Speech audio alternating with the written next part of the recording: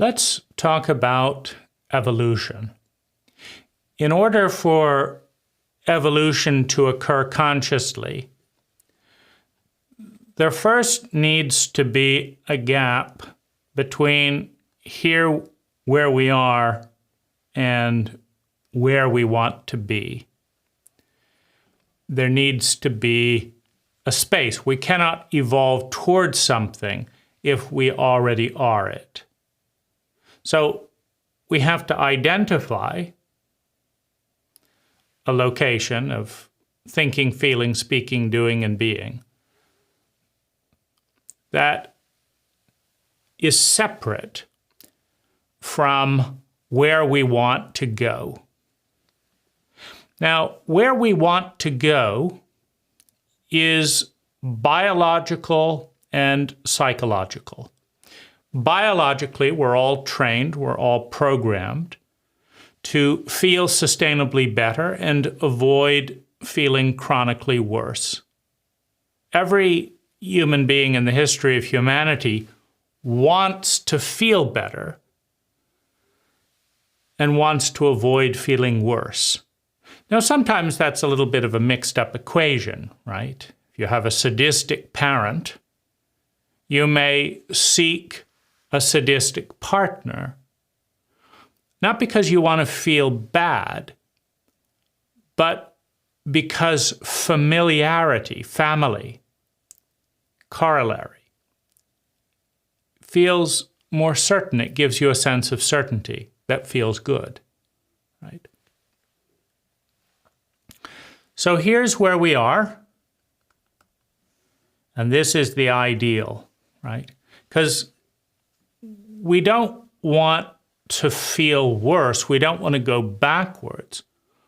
What we want to become, who we want to be, is separate from us, and it's better than us. We don't want to be worse than we are. Like I have a toothache. What I want to have is 3 toothaches.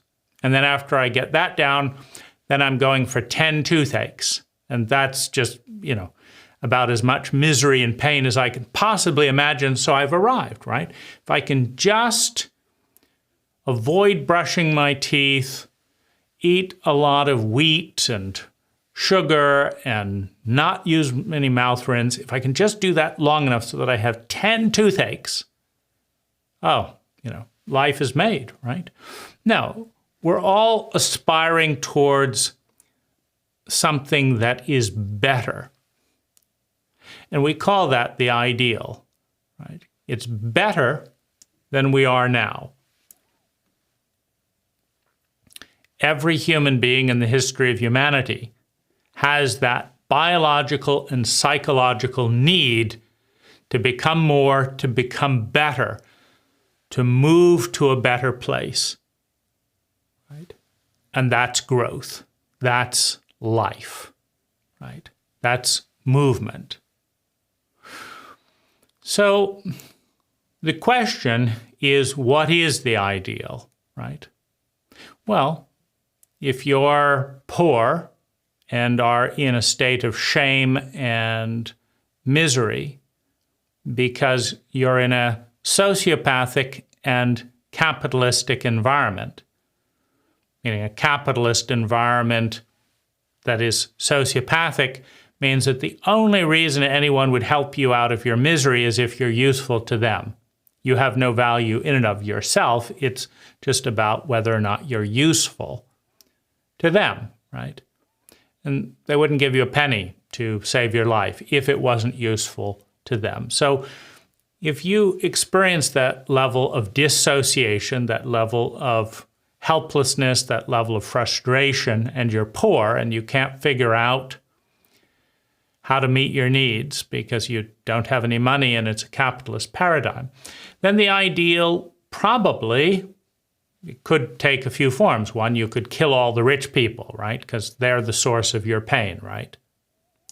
That's one expression of the ideal, to go from being unimportant to quite important, right? If you kill someone, you're very important to them in the moments before they die. And so your ideal, as someone treated sociopathically and in a lot of pain may be to overthrow the power structure, to kill the rich people. Or it may be to become rich yourself, right? That also promises to alleviate some of the pain of poverty. Or it may be to live in an ideal world where money doesn't matter, right? To create an alternative reality.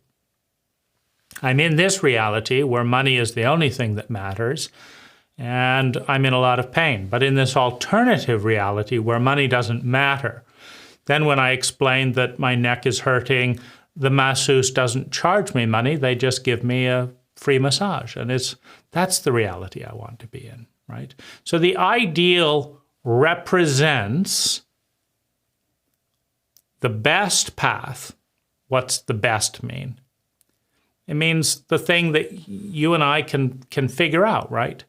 If you're dreaming of 100 beautiful virgins, and I'm dreaming of, what?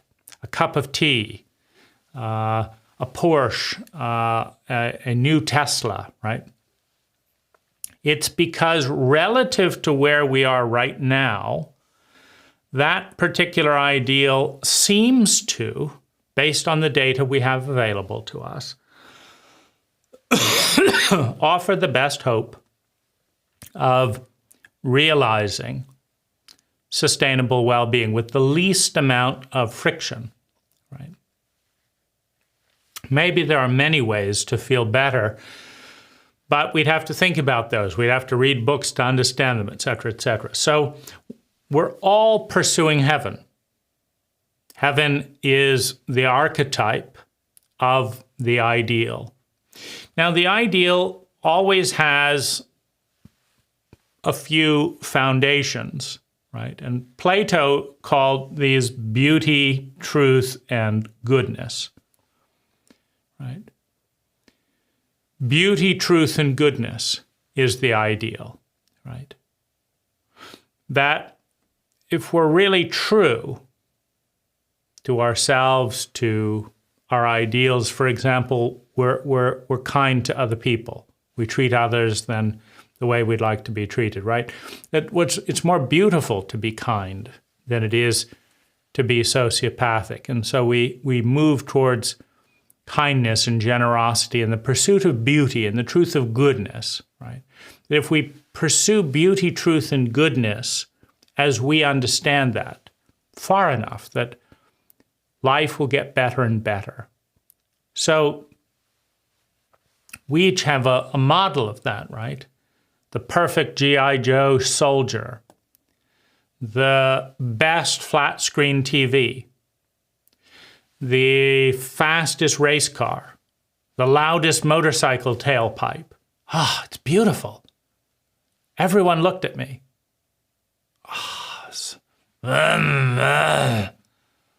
Nobody can catch me. It's the fastest motorbike. It's the loudest motorbike. It's the most expensive motorbike. That's heaven, right? If I could just, it's so true. It's beautiful. It's good, right? That's heaven. I'm going to do whatever it takes to get that motorcycle, right? Okay, get a job, get a GED, whatever it takes. I'm going to get that motorcycle because that's absolute heaven, right? For someone else, it's art. I just want to be on the water side. If I could just paint, right? The most beautiful sculptures, the most wonderful colors, and nobody disturbed me, and my parents weren't fighting. And if I could just paint the beauty, the truth, the goodness, without interruption, just paint and paint, right? Beauty, truth, and goodness is medicinal to the status quo. It's an answer to the pain of what is, right? So-and-so's getting all the attention. They've got a loud motorbike. They've got money. The police couldn't catch them. They've got it all, right? I don't. So that's the answer to what I don't have, that I feel insignificant. Nobody's looking at me. right? I just get in trouble, right? So if I could have that, it would medicate the pain that I'm in and take me towards a beautiful, a true, a good world, right? Or I have all the money, right? And so heaven is innately programmed biologically and psychologically into every human being. I want to feel good, and I don't want to feel bad. And the sample, right? Well, what's the next step in that? What's the best version of that I can imagine, right? The most beautiful sketchbook, the best quality paints, the loudest motorcycle, the most beautiful dress,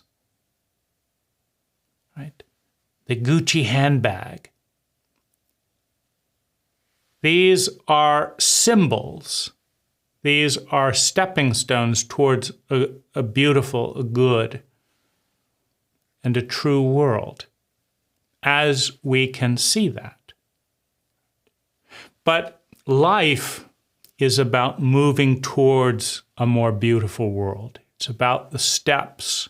We're happy when we're taking steps towards a more good, a more true and beautiful world.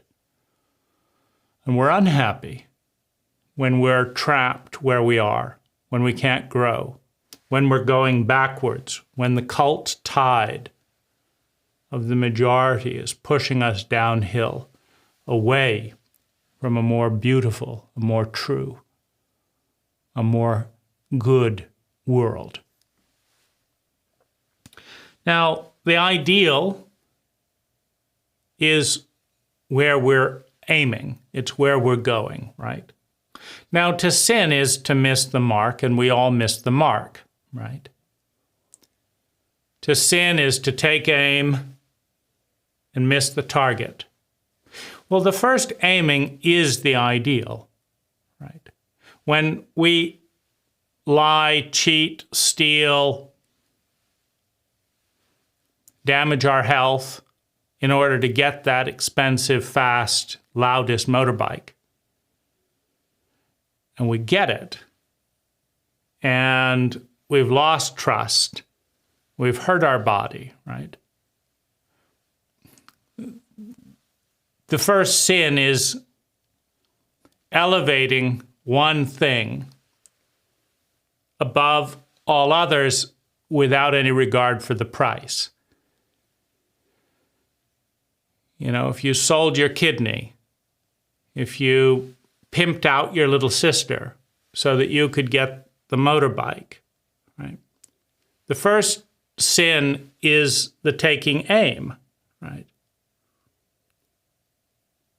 You climb to the top of the ladder and you discover, and it always happens to some degree, you discover it's leaning against the wrong tree, the wrong building. You've climbed up, but it's not the end. It's not the be-all and end-all. There's always more, right? So the first sin that's quite common is we miss the mark. We get the money, we get the girl, we get the goal, and we haven't arrived, right? That was it. But it's not. Now we have to pay for the insurance. Now we have to worry about the motorbike being stolen, right? Now we have to deal with the injury, right? As over time, people riding motorcycles are statistically more likely to get injured, right? So it's not the end. So we then develop a new point, right? So the first sin is to aim for the wrong goal, right? If I could just wear Gucci, all my shame would disappear. That's the wrong goal. Nothing wrong with doing it and discovering it's the wrong goal. But if you do that, sooner or later, there'll be a sense of despair. because I've got the latest and I've still got shame. Now I'm afraid that people will discover the real me under the clothes, right? Imposter syndrome, right? Because psychological literacy, if I could just become psychologically literate, might be a little bit closer to the mark. To sin is to miss the mark. To be wrong is not to be bad. It's to aim at the wrong direction for the wrong reasons, relative to the goal that we all share, relative to sustainable well-being, right? So the right path, the right goal, is the goal that yields the highest levels of sustainable well-being. The wrong goal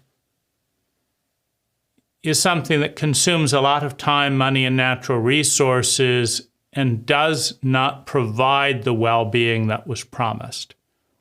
The wrong goal is a false trail in the evolution towards more sustainable well-being. Well, we tend to think, at least at the current time, somewhat kind of hierarchical. And so, our ideal is up here, right? It's often up, out there, right? So this is heaven. This is our version of God, goddess, all that is, the divine. Because that's an archetype. You never fully achieve it. No human has. But you feel happy. You feel increased levels of well-being as you move towards it. It's an archetype. So we have an archetype, which hopefully has some fruit, right? Many people successfully spend vast amounts of time, money, and natural resources to realize goals that don't make them happy at all, right? They get a promotion in a job that they hate, and their life is just filled with more hate, right? It's not filled with more sustainable well-being. Now, the first and perhaps most important thing is to learn enough, to understand beauty, truth, and goodness enough, to understand sustainability enough, to learn from enough people, our elders, enough to aim at the right goal. A goal that for us will facilitate sustainable well-being. Now, typically, since sustainable well-being is facilitated more with the cooperation of others, generally speaking, if we sell other people out, if we create win-lose relationships, that cooperation decreases and we have fewer and fewer allies to help us on our journey towards sustainable well-being. So generally speaking, the goal, the path towards heaven, includes building win-win relationships, not destroying them. Right? It just works better. There's more sustainable well-being that way. Now, to sell oneself to the devil is a physiological and psychological experience. It's not exchanging something with a devil out there.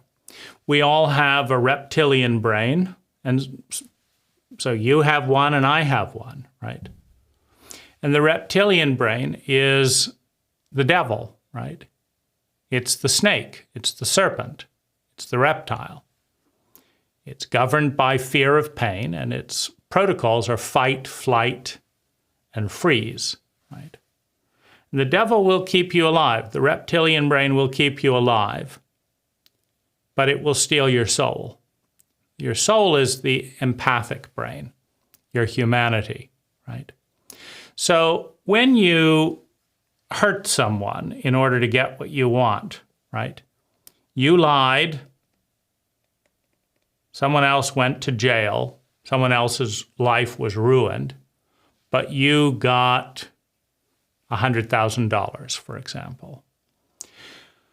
in order to get that, you've got to think like a sociopath. And that's what hell is, right? That's the reptilian brain. A sociopath says, I've got to get my goal. My goal requires $100,000. And so I need $100,000. And the most expedient way to get the $100,000 is to tell this lie, steal the $100,000, and let the other person take the hit and go to prison for 10, 20 years. That's reptilian thinking. It works perfectly. And it works. Meaning, if you are an effective sociopath, you will get the physiological goal, the trapping of well-being, more efficiently than other people in many cases. And if you're a really good sociopath, you don't get caught either. And you can enjoy the sense of superiority to other people, et cetera, et cetera.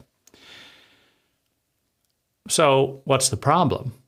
Well, if the starting point is being bullied and abused by a sociopath, learning from that sociopath who the cult does not stop and protect me from, becoming that sociopath and then doing to other people what was done to me, there's no problem at all. You're moving from a lower state of well-being to a higher state of well-being, and you're too smart to get caught. There's no problem at all. You're moving from a traumatized victim survivor in a numb, traumatized state to a traumatized perpetrator in a numb and traumatized state. So that's progress, to go from victim to perpetrator, if you can pull it off. And if your soul is not available because you've got PTSD, right? If you can't feel anything anyone, someone says they love you and you feel nothing, you don't have a soul to begin with. Your empathic brain has been put on ice to protect your identity from so much pain based on what was done to you that it's not available to you. So you are in hell, which is the reptilian brain, with no clear path out of hell. And in hell, if you can choose between being the competent sociopath that gets what they want rather than the helpless victim of a sociopath in a traumatized state, you're ideal, right? You will aspire to be the ideal sociopath, right? If you're a criminal, for example, your deity may be the head of the gang, the head, the best safe cracker in the world, the biggest hitman, the best sniper, right? The one that gets $10 million to do an assassination and never leaves a trace. That could be your idol, right? Because I'm numb, I've lost my soul. I have no empathy. That was taken away from me at age 2, and I've never gotten it back. I don't even know that I want it back because there's so much pain there. So I'm in a reptilian environment. But within a reptilian environment, there is still a hierarchy, right? You can become more successful at your exploitation. You can become more effective at numbing yourself so that you can be truly a sociopath, right? Rather than having some guilt about it, right? But you're in hell. The selling or not getting one's soul back refers to the fact that your empathic brain is on ice. So you're not a human being.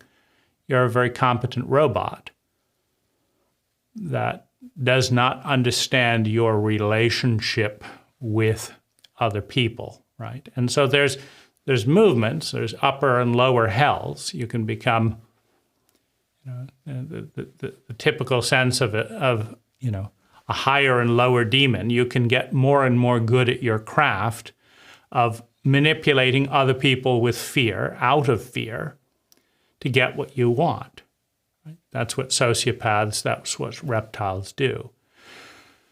But if you want to regain your humanity, if you want to enter a state where love, your love and another person's love is possible for you, you have to be in the human domain, right? You have to have empathy.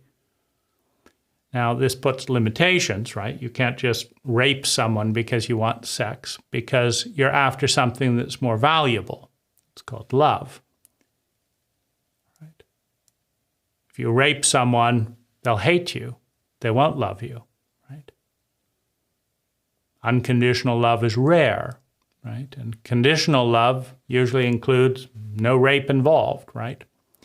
So you're now ascending towards heaven, right? So if you're stuck in the reptilian brain, to go from an incompetent reptile to a competent reptile is progress. But you're still in hell, right? All of the richest treasures in life are denied to you because you have no empathic operating system. You have no self-love. You're just understanding the law of the jungle. You're a mathematician in a survival dynamic. You haven't reached love and belonging, which is the third in the hierarchy of needs. So up in love and belonging, right? It starts off bad, right? Because if you go from being a competent reptile to an incompetent human being, to someone that first starts feeling something, it feels horrible. All the things you've done, you feel remorse for. But that's the step through into purgatory, from hell into purgatory, where you feel the horror of what was done to you and the horror of what you have done. And that horror guides you with empathy towards doing it better, being kinder, being nicer to yourself and others. And then the empathic brain becomes your friend. Then it feels good and better and better and better, to a point where one smile with someone you deeply love in the empathic brain gives you more pleasure than $200 million gives a reptile. And so there's a progression. Now, based on where we are, heaven looks different. It's often medicinal, that which fills the aching wound that was given to us. I never got any quality time and attention, so my heaven is a place where everyone has enough quality time and attention. No one really saw and understood me. My heaven is a place where people understand, right? And so the emphasis within the beautiful, good, and true is always medicinal in direct response to the greatest source of pain in hell. So we're aiming towards heaven. We're moving away from hell. And there are local maximums, right? Because the point where you're the perfect demon, right, where you can manipulate anyone you want and get everything you want, that's when you decide and discover how meaningless it is, right? You want something more at that point. So then you move into the empathic brain, and precisely because you were so good at manipulating other people, it feels absolutely terrible to recognize what you've done, right?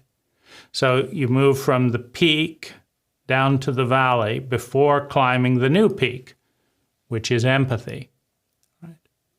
The top of empathy, you have so much joy in making other people happy, right?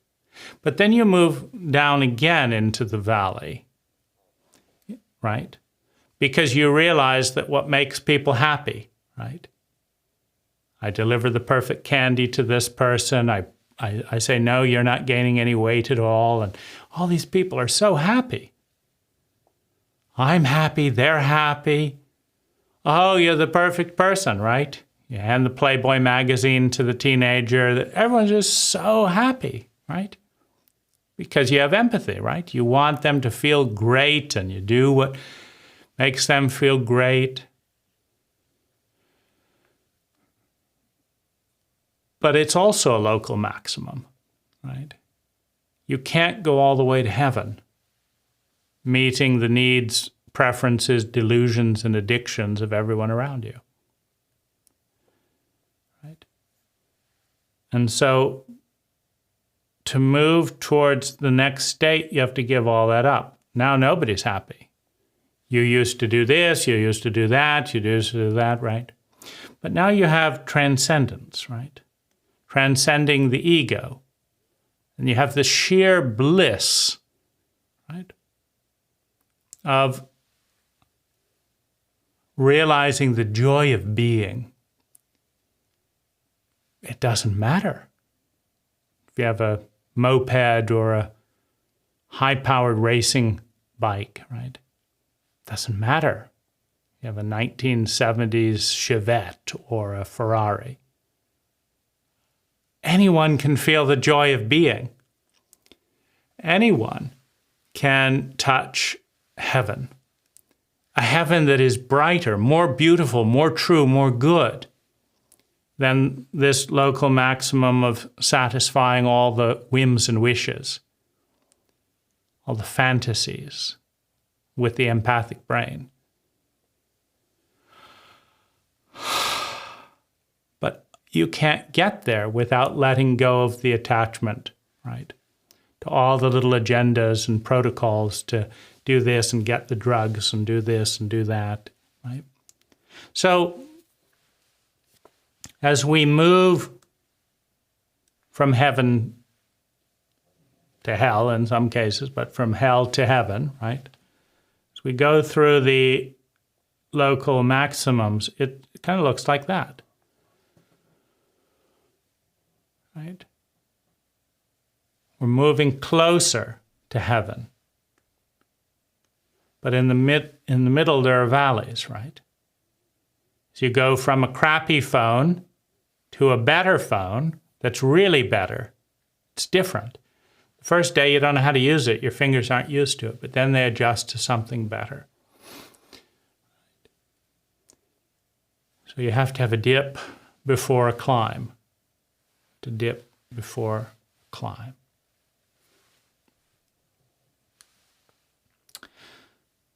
So heaven is always evolving, right? First it's this shape, then it's that shape, then it's this shape. It's always evolving. It's always at the edge of imagination. It's an archetype, it's an ideal, so it can never be reached. But it's what compels us towards life, becoming more. And it feels good to move towards heaven. Now, a principle is a path towards heaven. A principle is a path towards heaven. You think of heaven and you say, I want a heaven in which everyone is trustworthy and filled with trust. Why? For the same reason as any other thing, right? It feels good. We all want to feel sustainably better. We all want to avoid feeling chronically worse.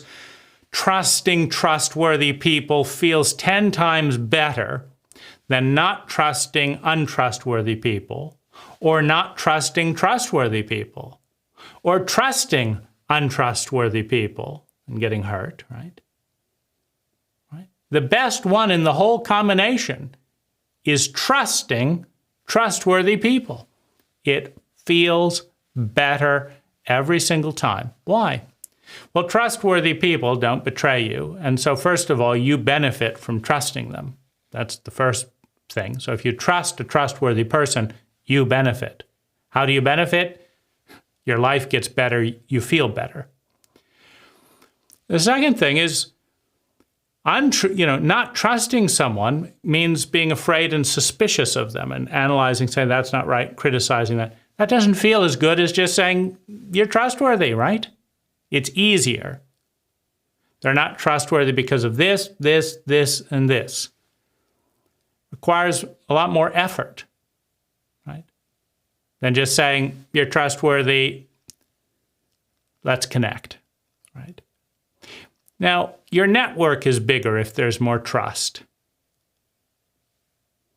If everyone in your network is trustworthy and you trust them, you've got an easy, big network, which means your possibility field is bigger. And it's slanted towards the positive. That feels better. You don't have to defend, you don't have to make contingency plans if people are trustworthy and you trust them. That feels better. You save energy. That feels better. So I want to live in a world where I trust trustworthy people and where there are as many trustworthy people as possible. That's my ideal. That's heaven relative to not trusting or trusting loads of untrustworthy people. So that's heaven. So a principle is the path to heaven. What do I have to do? Who do I have to be to participate in creating that kind of world? Well, first thing, I have to be trustworthy. Secondly, I have to be discerning. Thirdly, I have to put some effort into finding trustworthy people. And then I have to participate in a world in a way that creates more trustworthy people, that people are more trustworthy as time goes on. That's the principle. That's the pathway, that if that path is loyally followed, ultimately results in the ideal, in more of the ideal, because you never reach the ideal, but it takes you in that direction, right? And that feels good. It feels good to be moving towards your ideal rather than moving towards hell. So if I say that's, being honest, being trustworthy, that's the path to a more beautiful and true world, but I don't believe in that. That's miserable. I'm not going to tell the truth. You live a pained life. It's a miserable, mediocre life, right? But if you can imagine heaven and you follow and you create a path to heaven and you follow that path, it's called a principle, which leads to protocols, which are subsets of the abstract. The principle is tell the truth, for example. That's the abstract. That's the principle of a more trustworthy. The abstract of the protocol is bring up things you think the other person wants to hear. Don't lie. Make enough time to talk about things in detail so that there's time to bring up the things you think other people want to hear. Disclose the risks and downsides candidly. Don't obscure things, right? So you make a list of these protocols to pursue the ideal, the principle of truth. And that takes you, and then you walk that path towards a more beautiful world. Why? Because it feels good. If it doesn't feel good, you're aiming too high, right? If you look at a beautiful woman you want to fuck, because we're not talking about love if we're talking at this level. If you look at a beautiful woman and I want to have sex with that woman, and you see someone else having sex with that woman who's lying, and you know that that beautiful woman is only having sex with him because he's lying and would not have sex with you if you told the truth. If that's a conflict, well, first of all, beauty, truth, and goodness. Heaven is infinite, right? Anything ahead of you on the journey towards beauty, truth, and goodness is heaven. Because you never reach an end. You never reach the point where it's like, this is here. But you've got a tension between the joy, the pleasure. Like, it's good to have pleasure, and I would have so much pleasure having sex with that woman. But I would also like to have a trustworthy world. Right? Well, if you're resenting, why do good guys, it could be that you're acting as if pleasure is lower than trust and trustworthiness. But what you're feeling is that pleasure is more important. You'd rather, your world would be better if you had sex with that woman and didn't tell the truth. Because the trustworthy world is a long way off. But having sex with that woman tonight, that's bankable. That's here now. My next week would be way better if I sacrificed truth for lust. Oh, it'd be heavenly, right? Right? And she's rewarding that, right? By refusing to see, right?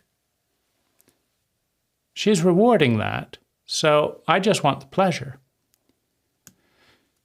So I'll sacrifice the deity, the ideal of truth, right? Because I also have a deity of pleasure, right? And that's the complex uniqueness of everyone's heaven is we all value beauty, truth, and goodness. We just have different paths and different hierarchies of priority on the way to getting there. For one person, it might be too lonely to have someone look at me with adoration and say, I love you, and to know in your mind that the only reason you love me is because I told you a lie that you want to hear. And I don't really like that about myself. And you don't really love me, you love the lie that I told you. See, for me, that's more painful. I feel lonely, so I don't lie. But for someone else, they might be saying, wow, this is great. What I really wanted was the pleasure, because that's what I'm pursuing. That's my deity, pleasure. And I just learned the perfect lie to have more pleasure. So my ideal is not a trustworthy world. My ideal is a pleasurable world. And truth is getting in the way of that pleasure. Whereas for someone else, like for me, I feel the loneliness of lying. So I'd rather not have the sex and have the truth than I would have the sex and be invisible, right? There's more isolation in invisibility. They don't really see me. They don't really love me. They love a lie. That doesn't feel good to me, right? And so this is the path, right? So a principle is what takes you efficiently towards heaven. So to grow efficiently, you need to define your heaven. You need to measure and assess where you are. You need to develop a list of pathways that take you towards heaven. A list of principles. And then you need to develop protocols so that you know if you're doing that principle or not. And then you need to try those principles and notice, do you feel sustainably better? Because if you're feeling chronically worse as you apply your principles, they're not good principles. The purpose of a principle is to take you towards heaven. If you're feeling worse every time you apply a principle, it's not taking you towards heaven, right? You may have got heaven skewed. And here's a good example of that, right? Survival comes before aesthetics in the hierarchy of human needs. So heaven, if you're starving, is food. Now, if you're around sociopaths and have nothing to offer a sociopath, you're not going to get any food if food is scarce. And so stealing food to stay alive serves the base principle. Heaven is survival, first and foremost. Then it is security of survival. Then it is love and belonging. Then it is self-esteem, right? So if I don't have love and belonging, if I don't have security, and I die or I'm starving because I won't steal food,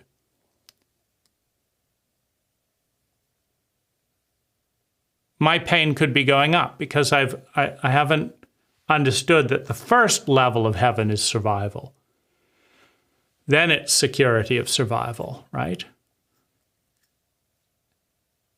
And so, if I'm Anne Frank, for example, and I'm a Jew in Nazi Germany, maybe saying, I don't want to live under wraps. I don't want to be a lie.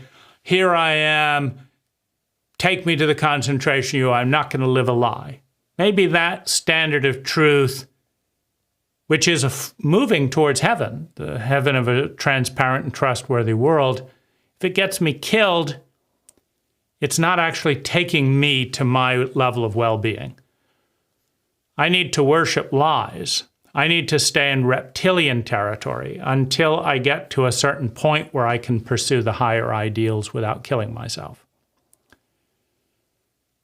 Because all of this is generally presented in religious terms by an angry, judgmental son of a bitch guy, right? In a chauvinistic culture, the deity is a guy,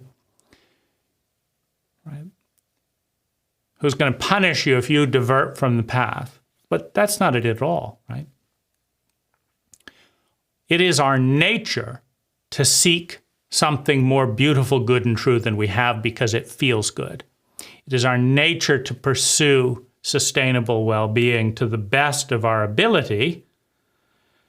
And when we create all kinds of messes and pain in our lives, it's because we're stupid. It's not because there's anything wrong with the drive.